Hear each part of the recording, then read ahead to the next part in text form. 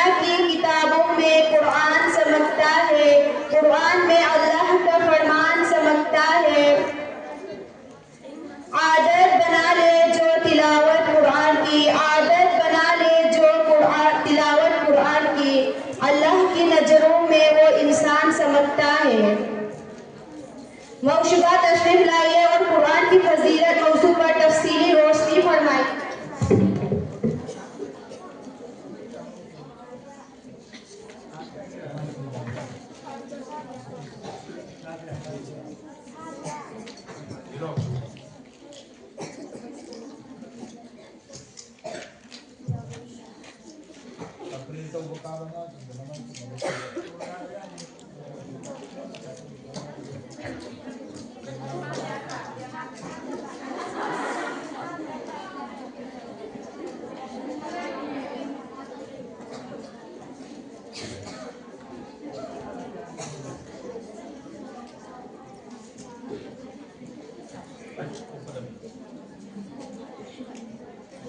السلام علیکم ورحمۃ اللہ وبرکاتہ۔ وعلیکم السلام ورحمۃ اللہ وبرکاتہ۔ نحمده ونصلي على رسوله الكريم اما بعد فاعوذ باللہ من الشیطان الرجیم بسم اللہ الرحمن الرحیم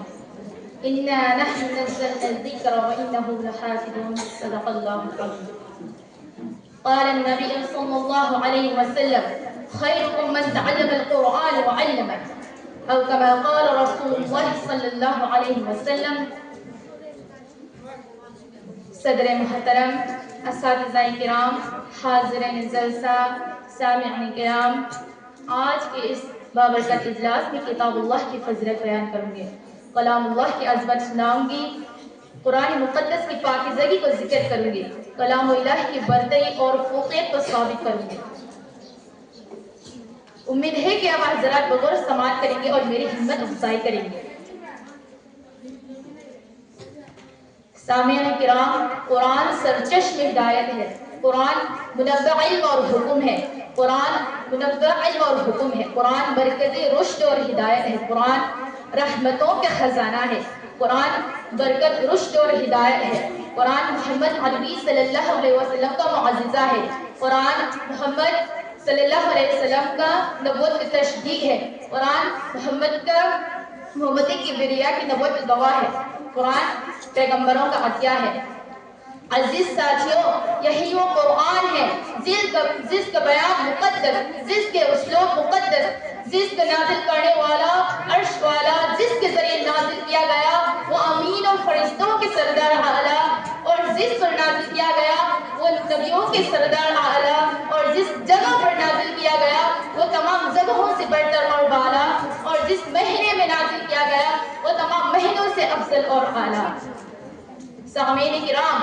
آج اس مقدس قرآن کے خلاف، آج اس مقدس کلام الہی کے خلاف ہزاروں شیطان بیان دے رہے ہیں، ہزاروں شیطان کی جگہ اس کی حقانیت کو مٹانے کی کوشش کر رہے ہیں۔ کبھی قرآن کے خلاف بیان لاتا ہے، کبھی قرآن کے خلاف زہر اگلتا ہے، کبھی ہندوستان میں قرآن کے خلاف نعرہ اٹھا جاتا ہے، کبھی دوسرے ملک میں، لیکن افسوس، صدا افسوس، تیرے غیرت ایمانی پر تعجب اور حیرت تمہاری دینی جماعت پر، تیرے غیرت ایمانی پر تعجب اور حیرت تمہاری دینی جماعت پر، کہ شیطان کے بچے اور شیطان کے چلے پھرے دونوں تمہارے قرآن کے خلاف بیان دے رہے ہیں، اور تم خواب غفلت میں سو رہے ہو، اور تم خواب خرگوش میں سوئے ہو، اور تم آرام کی زندگی گزار رہے ہو۔ اے امت محمدیہ کے نوجوانوں، جاگو، بیدار ہو جاؤ، جمعیت اسلامی پیدا کرو، ان کے خلاف لڑنے کے لیے تیار ہو جو اسلام کے خلاف زہر اگلتا ہے، ان کے خلاف مستعد رہو جہاد کے لیے جو اسلام کے خلاف بکواس کرتا ہے، اور اعلان کر دو یہ بات یہ ہے دنیا پر ہم پھول بھی تلوار میں، یہ بات یہ ہے دنیا پر ہم پھول بھی تلوار میں، یا بس میں جہاں میں کہیں گے یا پھر نہا کر دب دیں گے۔ عزیز ساتھیوں، قرآن دستور انسانی ہے، قرآن منصور مسلمانی ہے، قرآن کلام الہی ہے، قرآن کی فضل تمام کتابوں پر ایسا ہے جیسا کہ اللہ کی فضل تمام مخلوقات پر ہے۔ قرآن ایسا کتاب ہے جس کو دیکھنا عبادت، جس کو چھونا عبادت، جس کو پڑھنا عبادت، جس کے ایک لفظ پڑھنے سے 10 نیکیاں ملتی ہے، دل کی فساد ختم ہوتی ہے، دل کی زنگ دور ہوتی ہے، دل کی زخمیاں دور ہوتی ہے۔ امت محمدیہ کے نوجوانوں، لیکن افسوس، صدا افسوس، آج ہم نے قرآن کو چھوڑ دیا۔ قرآن پڑھنا ہم کو نہیں آتا، قرآن کو ہم نے ترک کر دیا، قرآن کو کانپوں میں رکھا جاتا ہے، قرآن کو تعویذ بنا کر گلے میں پہنایا جاتا ہے، قرآن کو سال کے 2 راتوں میں پڑھا جاتا ہے۔ اگر کوئی مصیبت آتی ہے تو چند لوگوں کو بلا کر قرآن خوانی کرا دی جاتی ہے اور یہ سمجھا جاتا ہے کہ ہم نے قرآن کا حق ادا کر دیا۔ یاد رکھو میرے بہنوں،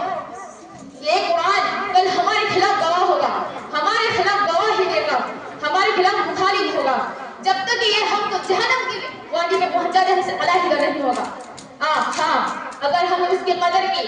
اس کا حق ادا کیا، تو کل قیامت کے دن ہمارے لیے سفارش کے لیے گواہ ہوگا، ہمارے لیے ہمارے حق کے لیے سفارش کا گواہ دے گا اور ہم کو جنت میں پہنچا دے گا اور ہمارے لیے راحت اور آرام کا سامان مہیا کرے گا۔